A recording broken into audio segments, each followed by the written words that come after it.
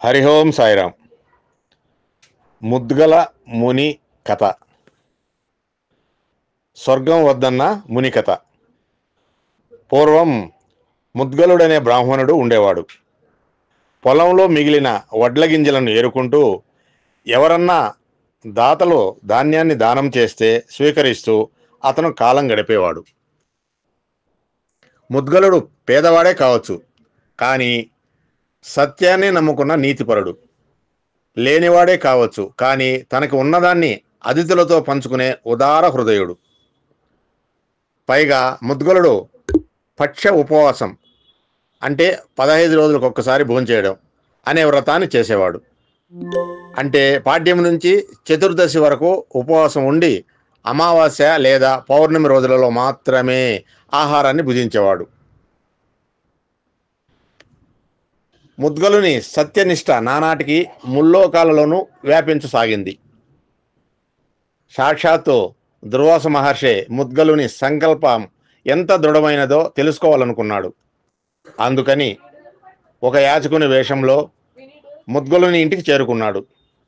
ఆ రోజు ముద్గలుడు ఉపవాస దీక్షను విరమించి భోజనం చేసే సమయం.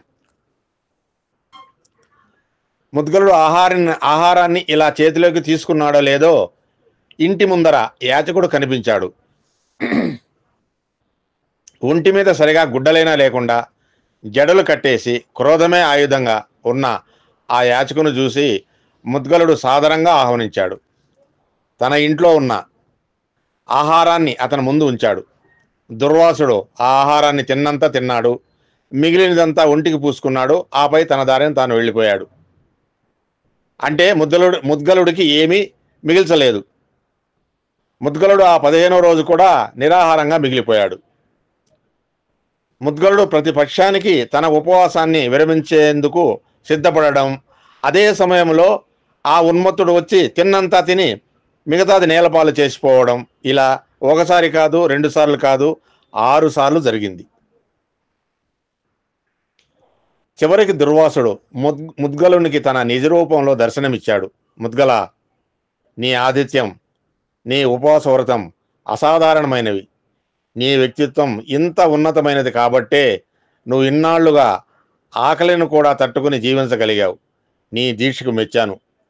నీకు స్వర్గలోక ప్రాప్తిని అనుగ్రహిస్తున్నాను అంటూ వరాన్ని అందించి వెళ్ళిపోయాడు.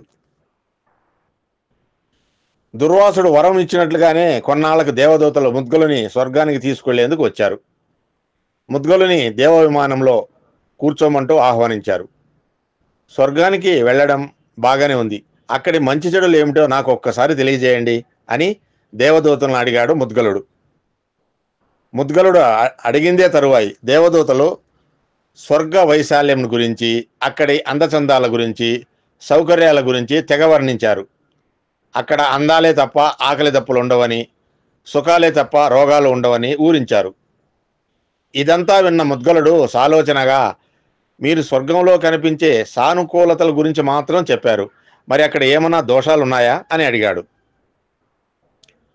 ముద్గలుని ప్రశ్న దేవదూతలు కాస్త ఇబ్బంది పడుతూ, భూమి మీద ఉన్నప్పుడు చేసిన పుణ్యాల వల్ల స్వర్గ ప్రాప్తి లభిస్తుంది కదా, అయితే అక్కడ మళ్ళీ పుణ్యం చేసే అవకాశం ఉండదు. పైగా మీరు స్వర్గంలో సుఖాన్ని అనుభవిస్తున్న కొద్దీ ఆ పుణ్యం తరిగిపోతుంది. ఎప్పుడైతే ఆ పుణ్యం పూర్తిగా తరిగిపోతుందో తిరిగి ఈ భూలోకం మీద మీరు జన్మించాల్సి ఉంటుంది. అలా స్వర్గాన్ని వీడే సమయంలో మనసు వేదన చెందక మానదు. పైగా భూలోకంలో తిరిగి జన్మించగా తప్పదు అని చెప్పుకొచ్చారు. దేవదూతల మాటలు విన్న ముద్గలుడు ఆశ్చర్యపోయాడు.